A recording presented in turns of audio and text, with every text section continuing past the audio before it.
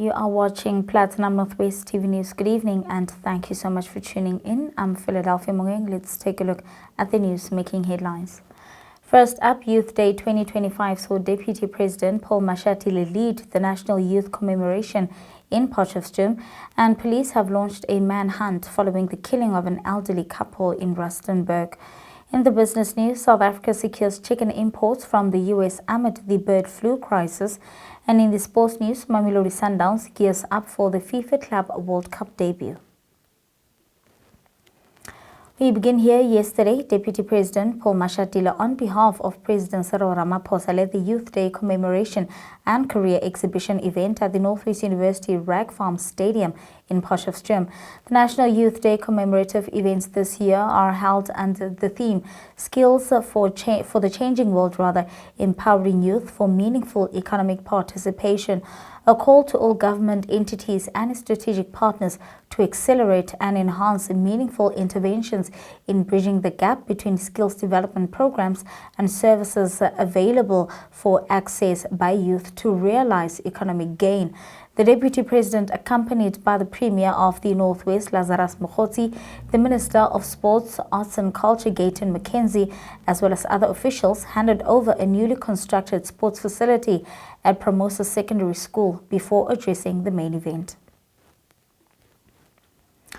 In other news, police in Rustenburg have launched a manhunt following a brutal killing of an elderly couple in the parking lot of a shopping center on Saturday afternoon.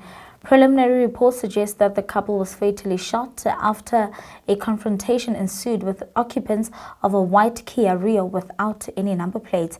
Paramedics declared both victims dead on the scene. Now, the motive of the incident is yet to be determined. In more news, 12 people have been sadly killed with 32 injured following a collision between a truck and a bus on the R34 near Vryheid just after midnight. Authorities says that an oncoming truck allegedly hit the bus along its sides, ripping it open. 10 other passengers were seriously injured and taken to nearby hospitals.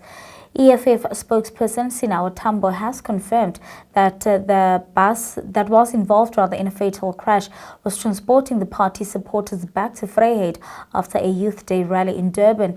Tambo says that the EFF will be assisting families to identify their loved ones.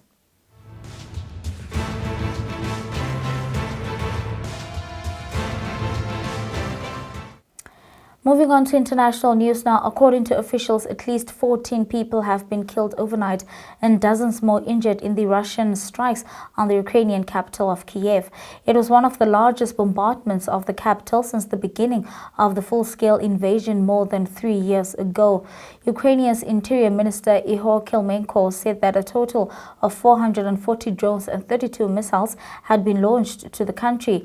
Meanwhile, Moscow's defense minister states that the Russian air defense unit intercepted and destroyed 147 Ukrainian drones overnight.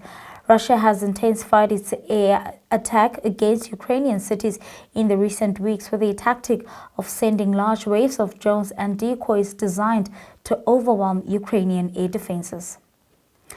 And with that, let's take a look now at the business news.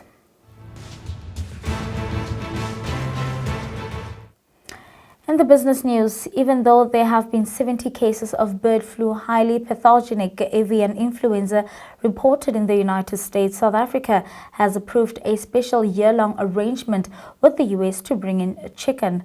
This comes as all poultry products have been banned from entering several countries, including South Africa. Now, in May, Brazil confirmed its first ever case of bird flu, which resulted in South Africa losing up to 100 million animal protein meals for every week the ban continued. Murloc Foods, a chicken importer, has welcomed the agreement with the US. And that's all from the business news. Your sports update follows next.